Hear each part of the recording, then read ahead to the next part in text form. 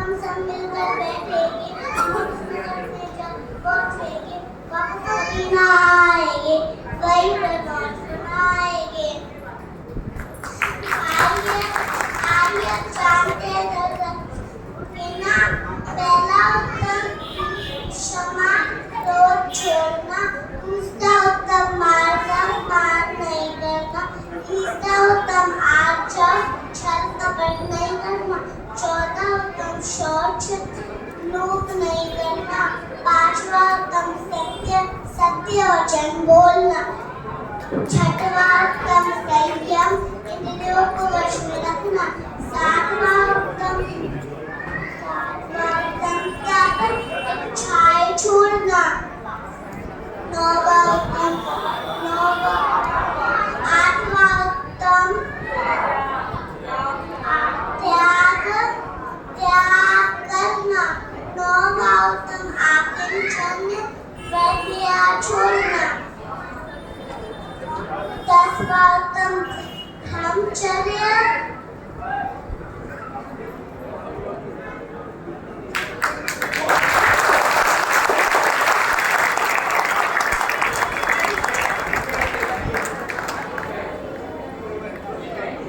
विषय सेवन छोड़ना।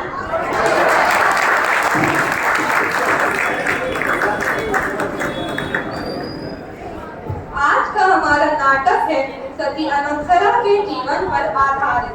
सती ने क्या नियम लिया और कितनी भी कठिन परिस्थिति आई पर उन्होंने अपने नियम को नहीं छोड़ा। मरते दम तक भी उन्होंने अपना जीवन निर्वाह किया।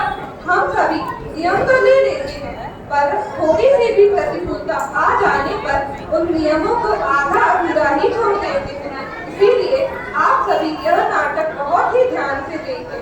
तो लीजिए हम सभी देखते हैं संयम की पराकाष्ठा। बहुत समय पूर्व की बात है। महानगरी क्षेत्र में पुंडरीक नामक देश था। उस देश में स्वर्ग के समान समस्त वैभव से सुसज्जित एक उज्जैनी नामक नगर था। इस देश में कामदेव तुल्य चक्रवर्ती सम्राट चक्रधर राज करते थे। चक्रधर बहुत ही न्यायप्रिय व कुशल शासक थे। उनके राज्य में प्रजा बहुत ही सुखी थी। किसी को कोई दुख नहीं था। एक दिन राजा चक्रधर नित्य की भांति राज दरबार में प्रवेश करते हैं। राजा का प्रवेश। सावधान सावधान सावधान। सोने की छड़ी, चांदी की मशाल, मोतियों की माला, नेक नामदार उज्जैनी अधिपति राजा चक्रधर पधार चुके हैं। आओ रे सुनो रे कहानी सुनो, कहानी सुनो रे कहानी सुनो। महावीर का देश पुंडरीक नगर उज्जैनी था। उस नगर का राजा था न्याय प्रिय और धर्म प्रिय। चक्रधर राजा था नाम उसका जीवन था सारी प्रजा के लिए। आओ रे सुनो रे कहानी सुनो। आइए चलते हैं प्रथम दृश्य की ओर। अचानक एक दासी राज दरबार में प्रवेश करती है। आइए देखते हैं वह राजा को क्या सूचना देती है।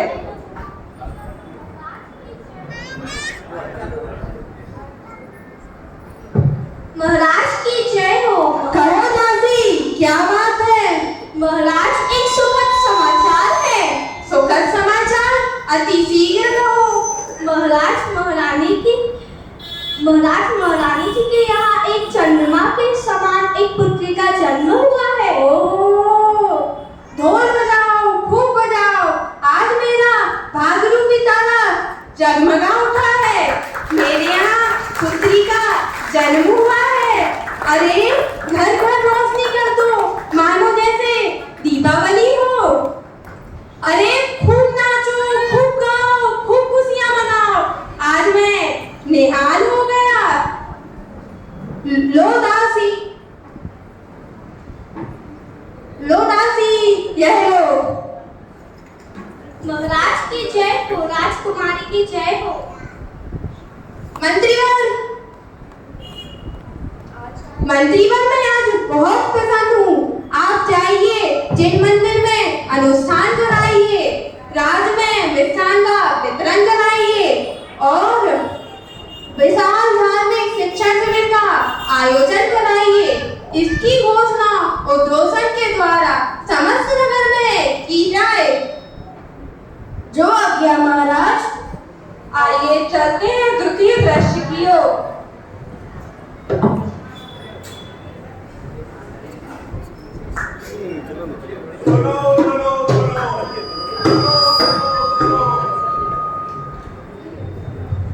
उज्जैनी नगरी के राजा चक्रधर के यहाँ पुत्री जन्म के उपलक्ष्य में सभी नगर वासियों को यह सूचित किया जाता है कि समस्त लोगों को धान, वस्त्र, भंडार आदि वितरित किए जाएंगे एवं जिसका जो मनोरथ हो वह राजकोष से पूर्ण किया जाएगा। सुनो सुनो सुनो, राजा चक्रधर की जय हो। पुत्री धन की इस पावन घड़ी से सारे नगर में शहनाइयां गूंज उठी। नगरवासियों का हृदय झूम उठा। अपने प्रफुल्लित हृदय से रानी अपनी पुत्री को जन्म से ही धार्मिक संस्कार देने में रत है। आइए रानी अपनी पुत्री को किस प्रकार धर्म के संस्कार देती हैं। ओ मेरी बिटिया रानी, तू बनना पूज्यारी काजी। नारी के मन को हरना, नर भव का मुक्ति बनना। ओ मेरी बिटिया रानी, तू बनना पूज्यारी काजी। अरे चंद्रमा के समान मन को शीतलता प्रदान करने वाला सौंदर्य, पुष्पों के समान कोमल ऐसी पुत्री को पाकर मैं धन्य हो गया। हे पुत्री, तुम जिन मन की श्रद्धानी हो, यही मेरा आशीष। हो जन्म ना दोबारा है आशीष हमारा। हो जन्म ना दोबारा हो आशीष हमारा। सिद्धों के संपन्न जाना, सिद्धों में रंग जाना। आज से मेरी पुत्री का नाम अनंगसरा होगा। अब चलते हैं हम अपने तृतीय दृश्य की ओर। समय के साथ साथ अनंगसरा के संस्कारों में भी बढ़ोतरी हुई। अध्यात्म में रुचिवान अनंगसरा 8 वर्ष की बाल उम्र में अपनी माँ से क्या कहती है, आइए देखते हैं। ध्यान में बैठी हुई छोटी अनंगसरा का गाते हुए प्रवेश।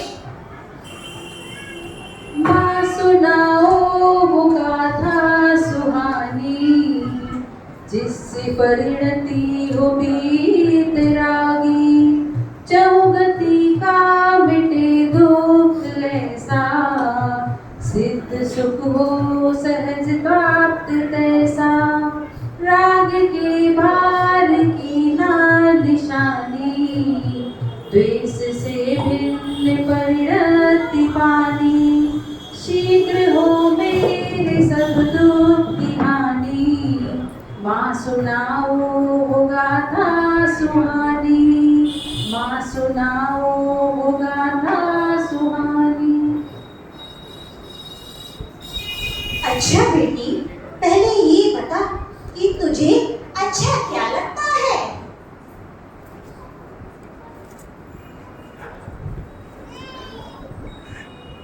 माँ, मुझे तो एक तू अच्छी लगती है और एक सिद्धार्थ अच्छा लगता है। वाह बेटी, जीवन में सारभूत तो शुद्धात्मा ही है। ऐसे संसार में और उसमें भी यह स्त्रीय जीवन इसमें तो पग पग पर कैसी पराधीनता होती है। फिर भी हम ऐसी स्त्री पर्याय में सम्यक दर्शन तो प्राप्त कर ही सकते हैं। माँ आप सत्य कह रही हैं। हम स्त्री पर्याय में केवल ज्ञानावनिपन तो नहीं ले सकते, फिर भी सम्यक दर्शन के प्रताप से हम मोक्ष मार्ग पर तो चल ही सकते हैं। बेटी, सम्यक तो होने पर भी संसार के चित्र विचित्र प्रसंगों में भी अनेक प्रकार के संक्लेश भाव होते हैं। फिर भी हम अपने परिणामों को सुधार कर और अपने परिणामों को निर्मल कर आत्मा में लीन होने की भावना जागृत कर सकते हैं। माँ, आप जैसी धर्मात्मा माता के मिलन से मुझे परम प्रसन्नता होती है। इतनी चर्चा हो रही थी, तभी सखियों का प्रवेश। आनंदसरा, जय जिनेंद्र माता श्री। जय जिनेंद्र। आनंदसरा, चलो हम आश्रम चलते हैं। इस प्रकार काल बीतता गया। अनंतसरा ने 8 से 18 वर्ष की आयु पदार्पण किया। राजकुमारी की तत्व रुचि को देखते हुए राजा चक्रधर ने उनकी लौकिक शिक्षा व धार्मिक शिक्षा के लिए उच्च कोटि के विद्वानों का प्रबंध कराया। तो देखते हैं तत्व चर्चा के कुछ अंश।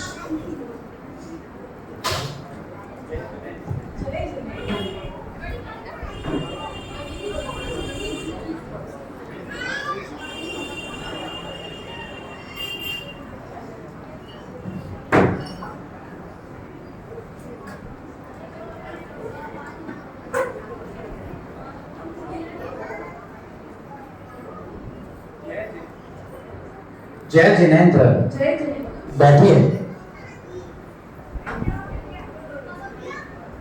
कल जो पंच परावर्तन रूप संसार का स्वरूप समझाया था, वह तुम लोगों को समझ में आया ना?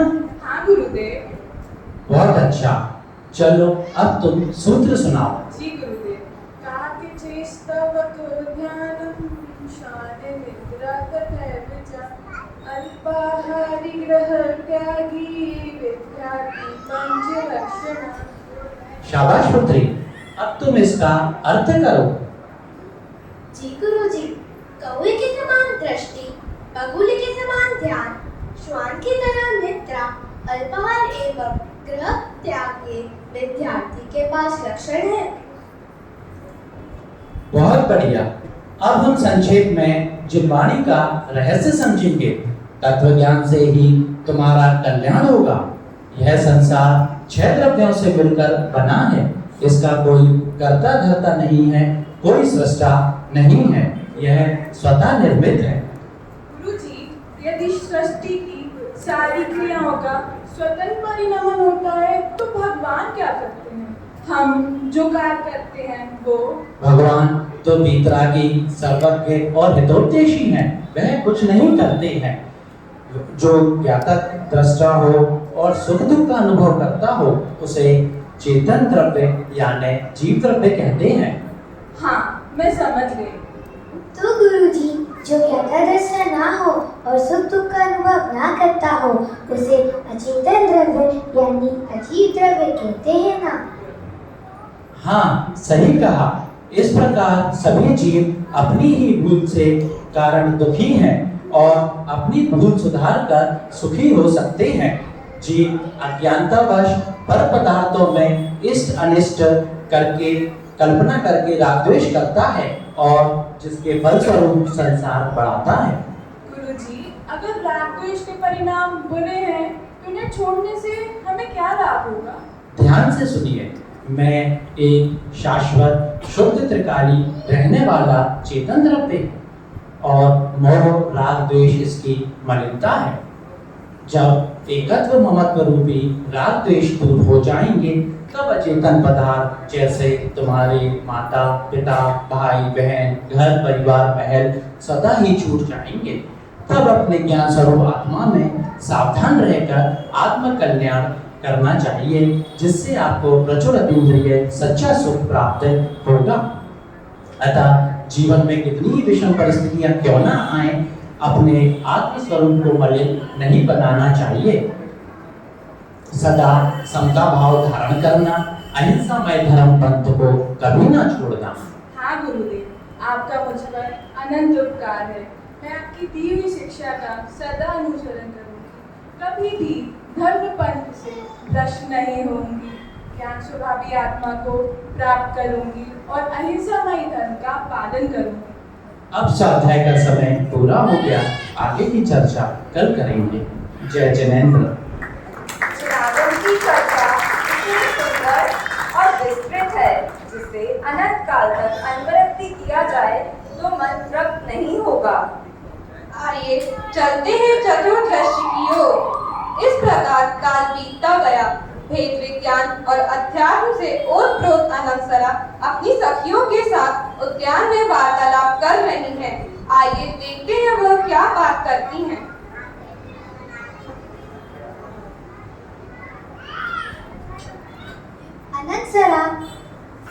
अनंतसरा, सुना है कि तुम्हारे लिए दूर देशांतर से राजकुमार का शादी के लिए प्रस्ताव आया है। अरे हाँ, याद आया कि राजा जी ने मुझसे कहा था कि तुम तो राजकुमारी की अभिन्न सखी हो, तुम उसकी हृदय व्यथा पूछना। कहीं उसे कोई राजकुमार पसंद तो नहीं है? नहीं, मुझे कोई राजकुमार पसंद नहीं है।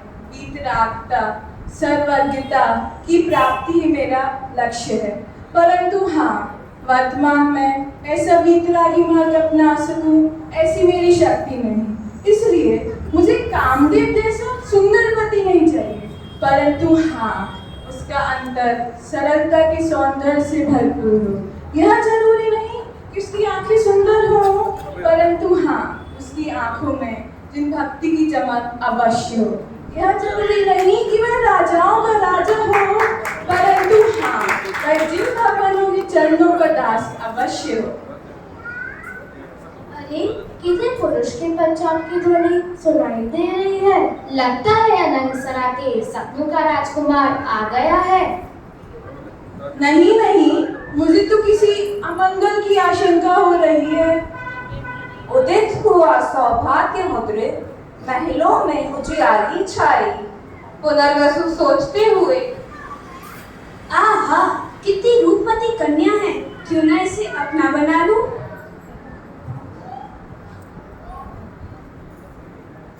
इतने में पुनर्वसु अनंतसरा का हाथ पकड़कर सखियों को नीचे गिरा देता है।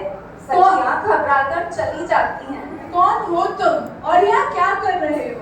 सुंदरी, मैं तुम्हारे रूप को निहार रहा हूँ। क्या अद्भुत सौंदर्य, स्वप्न में भी दुर्लभ। ये कोमल कामी काया, काले काले सुंदर केश, छलछलाता यौवन, चंचल विशाल नैन। अरे नराधम, ऐसे कुवचन निकालते हुए तुझे लज्जा नहीं आती? तेरी जीवा के शट शट खंड नहीं हो जाते? कृपा करके तुम यहाँ से चले जाओ। चला जाऊं? अरे मैं कहाँ जाऊं? सुंदरी, जैसे जैसे तेरे रूप को निहार रहा हूँ, मैं बेकाबू होता जा रहा हूँ। तुम्हारे रूप ने तो मुझे पागल ही बना दिया है। अब तो तुझे स्पर्श करने का मन कर रहा है। घृणित वासना की तृप्ति और वो भी विनाशी नश्वर देह से जो मलमूत्र का घन पिंड है। तू एक बार अपनी अविनाशी अस्पर्शी आत्मा पर दृष्टि तो कर, वह तो इस देह से भी सुंदर है। कृपा कर तुम मुझे पिता के घर छोड़ दूं? अरे अभी तुम नहीं जानती मेरी मनोदशा। तुम बहुत सुंदर हो और तुम्हें पाकर ही मुझे चैन मिलेगा और मैं तुम्हें पाकर ही रहूंगा। हा हा हा। अरे कोई मिर्ची का तांबू चबाकर हंसता है क्या? वैसे ही तू भी इस काम की पीड़ा से पीड़ित होकर अपनी झूठी शान से हंस रहा है। तुझे यह चिंतामणि रूपी नरभोग मिला है और तू इसे विषय भोग रूपी अग्नि में हनन कर रहा है। अभिनय कला में तो अति निपुण हो। देखो, प्रेम में मेरी बात मान जाओ। वैसे भी इधर तुम्हें जानता ही कौन है। शर्म और लज्जा तो परिचितों के सामने होती है। सतीत्व करो, मेरे सामने ना रचो। मैं कोई मिट्टी के तीले के समान नहीं जो पानी की धारा से बह जाऊं। मैं तो अचल अटिक पर्वत के समान हूँ। तेरे बहका कामों में नहीं आने वाली। और तू भी कहाँ विषयों में फंसकर स्वर्ग जाएगा? तुझे तो पाप की अग्नि में फंसकर नरक ही भोगना पड़ेगा। तेरे लिए तो मैं अनंत नरकों के दुख भोगने के लिए तैयार हूँ। अनंतरा मन में सोचती है, सच्ची है, रूप तो स्वर्ग है, कोई मेरी काया पर इतना मोहित हो रहा है। रसना, प्राण, चक्षु आदि इंद्रियों पर तो विजय पाई जा सकती है, परंतु कौशल इंद्रिय पर नहीं। किस सोच में डूबी हुई हो सुंदरी? विचार मत करो, मुझे स्वीकार कर लो। वैसे भी इस भयानक वन में तो तुम्हारी शरण ही कौन है? कौन कहता है मेरी कोई शरण नहीं? निश्चय से तो मेरी आत्मा और व्यवहार से परमेश्वरी मेरी शरण। छोड़ो ना प्रिय, ये धर्म कर्म की बातें, इन बातों में रखा है क्या है? इन्हें यही विराम दो। वैसे भी ये नर भक्त तो विषय भोगों को भोगने के लिए मिला है और इसे यूं ही गवा दूं? नहीं, आओ मेरी कामाग्नि को शांत कर दो। अब चलते हैं हम अपने 5वें दृश्य की ओर।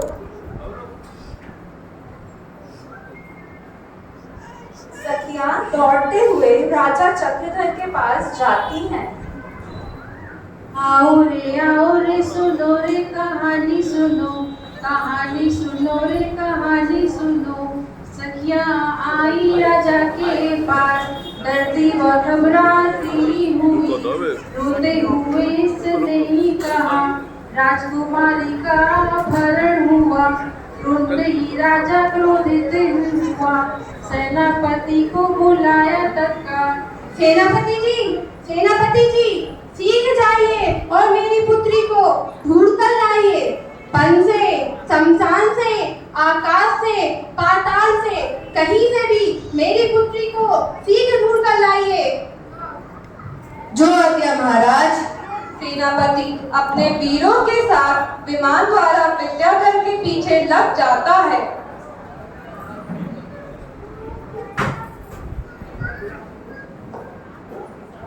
वह दुष्ट विद्याधर, तीव्र गति से प्रयाण करो।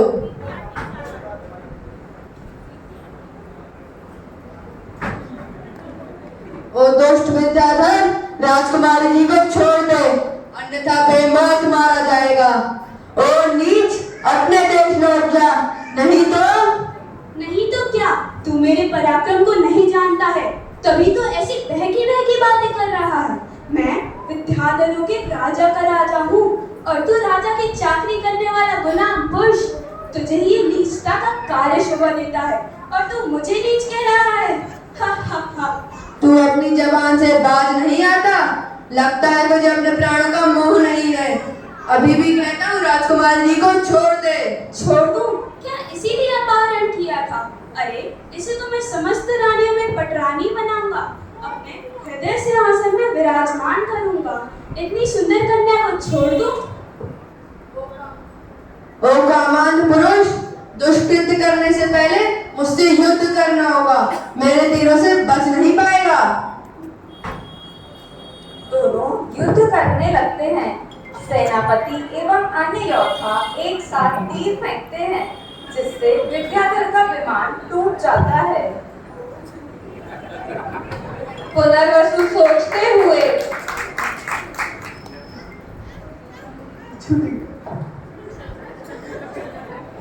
मैं राजकुमारी को लेकर कहीं पलायन कर जाता हूँ। सैनिकों, देखो कहीं भाग न जाए। ये सैनिक तो मेरा पीछा ही नहीं छोड़ रहे हैं। क्यों ना मैं राजकुमारी को इस भयानक अग्नि में ही छोड़ दूं? वह अनंतरा को इस भयानक जंगल में छोड़ देता है और अकेले भागने लगता है और कहीं जाकर छिप जाता है। सेनापति जी, वह तो कहीं भाग गया है। कोई बात नहीं, राजकुमारी जी को ढूंढो, वे यही कहीं होंगी। जंगल का चप्पा चप्पा छान डालो, राजकुमारी जी को शीघ्र ढूंढो।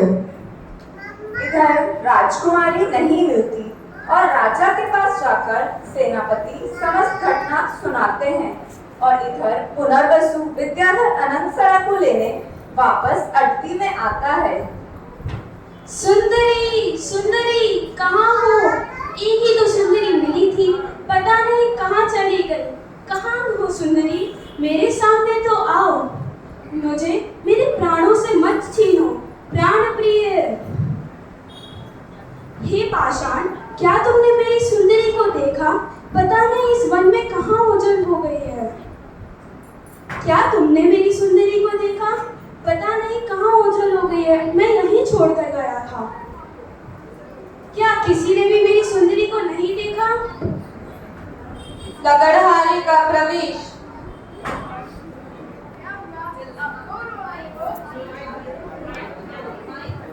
क्या हुआ? आप क्यों रो रहे हो? मुझे मेरी सुंदरी नहीं मिल रही, पता नहीं कहाँ चली गई। क्या तुमने रास्ते में मिली? पैर में लकड़ी चुभ जाने के कारण लगड़हारे की अकाल मृत्यु हो जाती है और यह देखकर पुनर्वसु क्या विचार करता है? क्या यही संसार का सार है? जिस सुंदरी पर मैं इतना मोहित हो रहा था, क्या वह भी इस तरह जल के राख हो जाएगी? मृत्यु ही संसार का अकाट्य सत्य है। अब मुझे इस संसार से अत्यंत दुखी हो चुका हूँ। मुझे अपना आत्मकल्याण करना होगा और करना ही होगा। ऐसे वैराग्यपूर्ण विचार करते हुए मुनिराज ध्रुमसेन के निकट जाता है। ये कौन इतनी शांत मुद्रा में, जिनके चारों ओर शांति ही शांति है? ये तो कोई दिगंबर मुनि राज प्रतीत होते हैं। नमोस्तु नमोस्तु नमोस्तु। धर्म प्रतिरस्तु। हे मुनिराज, मैं अपने जीवन से बहुत दुखी हो चुका हूँ। मुझे जन्म मृत्यु से की औषधि बताइए। भक्त जी, भोगों को त्याग कर आत्मानुभूति पूर्वक संयम धारण करो। अपनी आत्मशक्ति को शरीर, इंद्रियों, विचारों और विकल्पों से हटाओ। अपने उपयोग को अखंड आत्मा की ओर अभेदपने स्थापित करना ही स्वानुभूति है और यही सुख का सच्चा उपाय है। कि आपने मुझे आत्म कल्याण का उपाय बताया। मैं आज ही जैनेश्वरी दीक्षा अंगीकार करता हूँ। वह भयानक अग्नि जिसका नाम पुंडरीक वन है, बहुत ही भयानक है। वो क्यों मैं कहाँ आ गई? यहाँ तो सर्वत्र जंगल ही जंगल है। अरे भयानक प्राणी, तब तक कांटा चुभ गया। अरे शेर, बचाओ, कहीं छुप जाती हूँ। पिताश्री, आप कहाँ हैं? जिस वजह में बिना एक पल भी नहीं रह पाते, वो कहाँ है? पिताश्री, जिसे आपने कभी फूलों की छड़ी से भी नहीं छुआ, वो आज उन जंगलों में भटक रही है।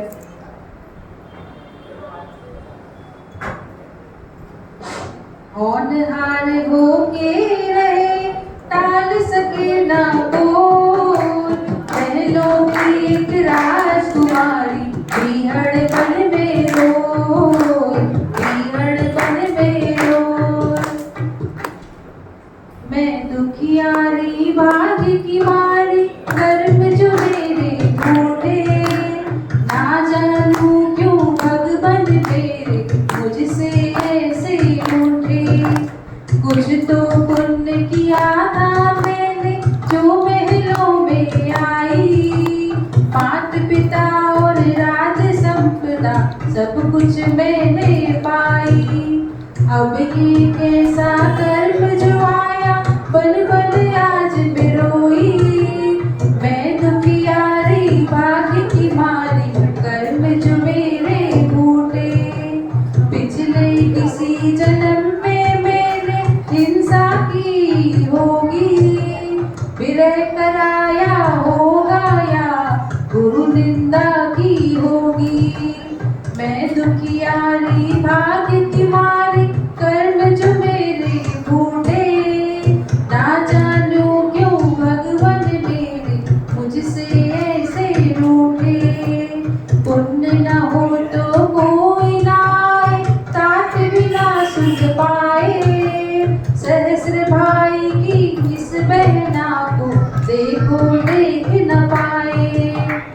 मैं दुखियारी भाग्य की मारी, कर्म जो ऐसे टूटे, ना जानू क्यों भगवान मेरे मुझसे ऐसे रूठे।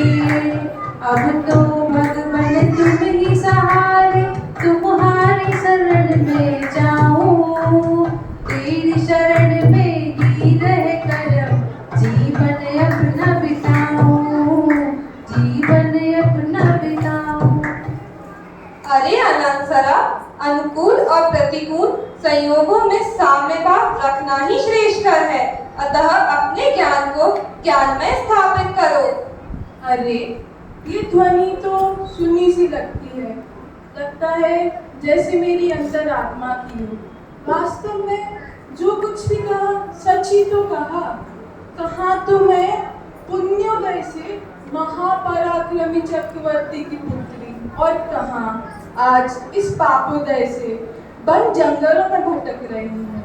देखो कर्मोदय की लीला, वास्तव में ये तो मेरा ही पूर्वोपार्जित कर्मों का फल होगा। ये शेर और कर्म तो भिन्न है, मैं तो निष्कर्म स्वभावी हूँ। इसके बाद गर्मी का मौसम, फिर सर्दी का मौसम आया। इस प्रकार 3000 वर्ष बीत गए। एक दिन जब अनंतसरा सामायिक में बैठी थी, धर्म भावनाओं का चिंतन कर रही थी, तो उसे ज्ञात हुआ कि ओ, मेरी आयु तो मात्र 3 दिन की शेष रह गई है। अब मुझे ज्ञान और ध्यान बढ़ाना होगा, अपनी गति सुधारनी होगी। यह संसार तो असार है, इसमें तो मात्र प्रभु आप और मेरी आत्मा ही सार है। यदि मैं इस संसार के प्रति राग द्वेष त्याग दूं और अपने स्वरूप में सावधान हो जाऊं, अपने ही क्रमबद्ध पर्याय का विचार करूं, तो यह जीव इस संसार रूपी समुद्र से तिरा जा सकता है। इसीलिए आज से मैं 100 का भूमि पर आने व जाने की मर्यादा लेकर दिग्व्रत एवं देशव्रत धारण कर संलेखना धारण करती हूँ।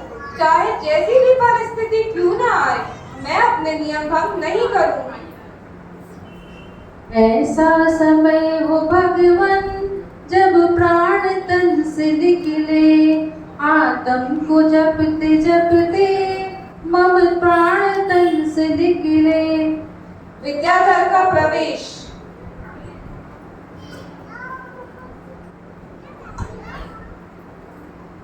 अरे यह तो राजा चक्रधर की पुत्री अनंतसरा है।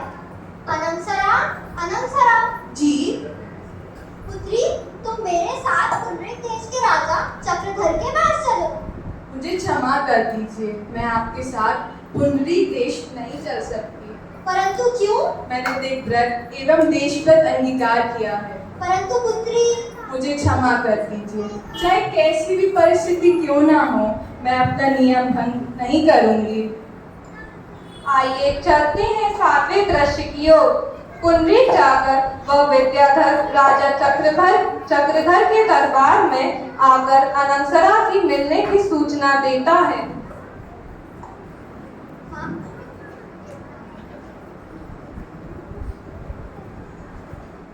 महाराज, महाराज, आप शीघ्र चलिए। राजकुमारी एक भयानक अटवी में निवास कर रही है। कहाँ है मेरी बहन? अति शीघ्र प्रयाण कीजिए। क्या मेरी पुत्री जीवित है? चलो विद्याधर, जल्दी चलो, जहाँ मेरी पुत्री है वहाँ मुझे ले चलो। वह विद्याधर राजा रानी को विमान में बिठाकर आकाश मार्ग से उस अटवी में अनंतसरा के पास ले जाता है। जब अजगर अनंतसरा को निगल रहा था, तभी राजा रानी पहुंचते हैं। हे भगवान, मेरी पुत्री अनंतसरा, महाराज कुछ कीजिए। घबराना नहीं पुत्री, मैं अभी एक दुष्ट का काम तमाम करता हूँ। सुदर्शन चक्र चलाने लगते हैं राजा। नहीं नहीं पिताश्री, नहीं, इस कमजोर प्राणी को मत मारिए। मेरी बच्ची, मुझे मत रोको, मैं अभी एक दुष्ट को मारकर तुम्हें मुक्त करता हूँ। पिताश्री, हम जानते हैं आप शक्तिशाली हैं और कमजोर प्राणी, भला इसे मारकर क्या मिलेगा? आप तो जिनीन देव के उपासक हैं, अहिंसा के आराधक हैं। आप जैसे धर्मात्मा को मोह में ऐसा कृत करना शोभा नहीं देता। परंतु बेटी, तुम मेरी पुत्री हो, मैं तुम्हें ऐसे किसी भयानक प्राणी के मुख का ग्रास कैसे बनने दूंगा? इसे बचाने की बात कर रहे हैं पिताजी, क्या बचा पाओगे? अरे स्वयं को रात के परिणामों से बचाना ही परम पुरुषार्थ है। अगर बचाना ही है तो स्वयं के परिणामों को पर में जाने से बचाइए। और भला इस कमजोर प्राणी का क्या अपराध? अगर नष्ट करना है तो कर्मों को नष्ट करिए जो प्रति समय निकल रहे हैं। अपनी आत्मा को इस कर्म रूपी अजगर के मुंह से बचाना ही परम पुरुषार्थ है। पिताजी दया कीजिए इस कमजोर प्राणी। मगर बेटी, हाँ, ये कैसा खेल है? मैं अपने ही सामने अपनी ही पुत्री को मौत के मुंह में जा रही है और मैं कुछ नहीं कर पाना। अरे ये मेरा चक्रवर्तीपना किस काम का, जो मैं अपनी बेटी की ही रक्षा नहीं कर सकता? पुत्री, तेरे हमारे यहाँ जन्म लेने से हमें कितना सुख मिला था, यह हम तुझे बता भी नहीं सकते। और आज यह तेरी दुर्दशा। अब तो हम अपने प्राण रो रो कर तज देंगे। माता जी, इस संसार में कोई किसी को सुखी दुखी नहीं कर सकता। प्रत्येक जीव अपने परिणामों से ही सुखी दुखी होते हैं। सुख दुख दाता कोई ना, मोह राग ही दुख की खान। निज को निज पर को पर जान, फिर दुख का नहीं लेश निदान। हे शरीर की जननी, हे शरीर के माता पिता, जब ये देही मेरी नहीं तो कुटुंब परिवार मेरा कैसे हो सकता है? उठो और तजो इस मिथ्यात्व को। अहमिको कलुषुद्धो, अहमिको कलुषुद्धो। मैं अजर हूँ, मैं अमर हूँ, मैं अविनाशी। अजगर पिता के सामने पुत्री को पूर्णतः निकल जाता है और अनंतरा शरीर कसकर तीसरे स्वर्ग में देवांगना होती है और वहां से चयुक्त होकर राजा ध्रुवमेघ की पुत्री व दशरथ राजा के पुत्र लक्ष्मण की पत्नी विशल्या हुई, जिसके स्नान किए जल से रोगों का नाश हो जाता है और आगामी भव में मुक्ति दशा प्राप्त करेगी। पुत्री का वियोग होने पर राजा चक्रधर अपने 22,000 पुत्रों के साथ मुनि दीक्षा अंगीकार करने का दृढ़ निश्चय करते हैं। पुत्रों,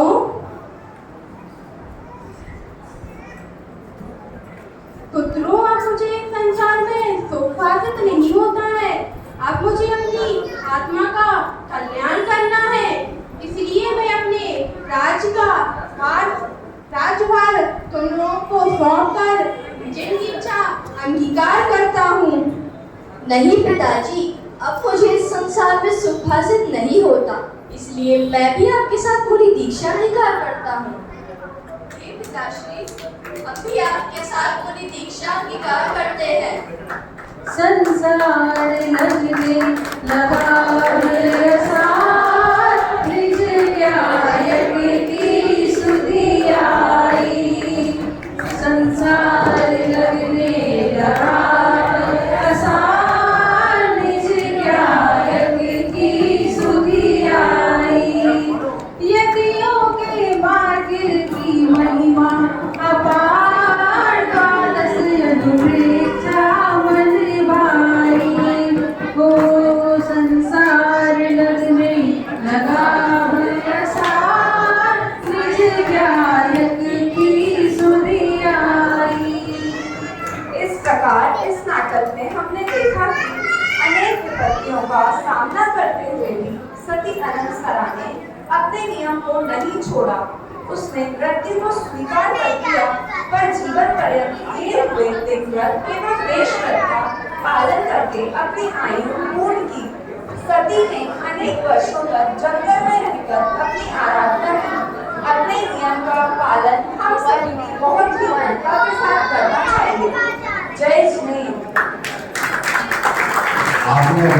एक बहुत सुंदर नाटिका आपके समक्ष प्रस्तुत की हमारे पाठशाला के बच्चों के द्वारा। मैं आदरणीय बड़े भाई जो आज के मुख्य अतिथि हैं इंजीनियर मिश्री से निवेदन करता हूँ कि आपको यह नाटिका और बच्चों के द्वारा किया हुआ प्रदर्शन कैसा हुआ और आप उनके बारे में वो आशीष शब्द कहने का प्रयास करें। आदरणीय मिश्री, आज का जो ये कार्यक्रम रहा है कि बच्चों ने बहुत अच्छी प्रस्तुति दी है और जो कि पूरे कार्यक्रम का सार है कि हमें अपनी समझ सुधार करनी है। हम अपनी समझ सुधारते समय जो हमारी समस्याओं की जड़ें हैं, जो हमारे जीवन की जड़ें हैं, जो हमारे जीवन की जड़ें हैं, हमारी समस्याएं हैं, क्या उनका निदान है। तो निदान हमारे अंदर से मिलेगा, हमें बाहर से। मूल मुद्दे की बात यह है किसी को अपन जीवन में पढ़ते सुन के प्रवचन सुन के शास्त्र पढ़ के सारांश की बात है कि हमें अपना हमारे अंदर घुसा है, हमें उसे ढूंढना पड़ेगा। जब हम ढूंढेंगे तो हम ऑटोमेटिकली महारात्मक जाएंगे। इतनी सी सारी की बात है। बच्चों ने बहुत अच्छी प्रस्तुति दी और मैं सब बच्चों के लिए बहुत बहुत बधाई देता हूँ। और जो भी कार्यक्रम के आयोजक हैं, संयोजक हैं, ये बहनें बेटियाँ जो हैं, सबने बहुत अच्छा किया। मैं सबके लिए दिल से आशीर्वाद देता हूँ, शुभकामनाएं। धन्यवाद। आदरणीय पंडित साहब से मुझे निवेदन है कि वो अपने जो आशीष वचन हमारे बच्चों के व्यवसाय वर्धन के लिए प्रदान करें। सभी बच्चों ने, पाठशाला के बच्चों ने बहुत अच्छा यहाँ पर नाटिका प्रस्तुत की है और सारे कार्यक्रम अपने यहाँ जो भी संचालित होते हैं वीतराग भावों की वृद्धि के लिए भी हमारे जीवन में निमित्त बने और ये नाटक भी हमारे वीतराग भाव में वृद्धि में निमित्त बने। इसी मंगल भावना के साथ अपनी बात करेंगे।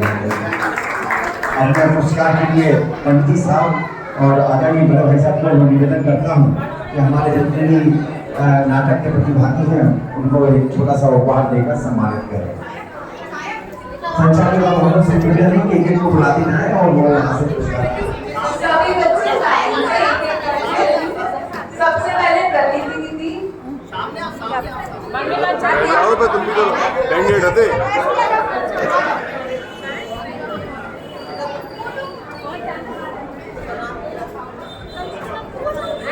चलो पीछे खड़े हो, पीछे प्रांजल पीछे खड़े हो।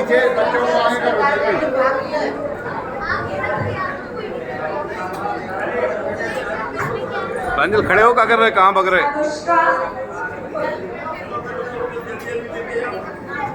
अनुष्का पीहू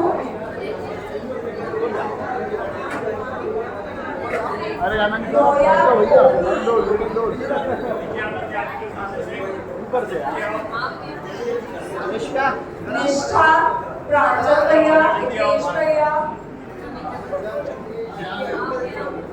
नीचे आओ बेटा। निधि, फोटो नहीं भाई साहब, फोटो हम खींच रहे ना। सभी बच्चे नीचे उतरना। स्वस्ति,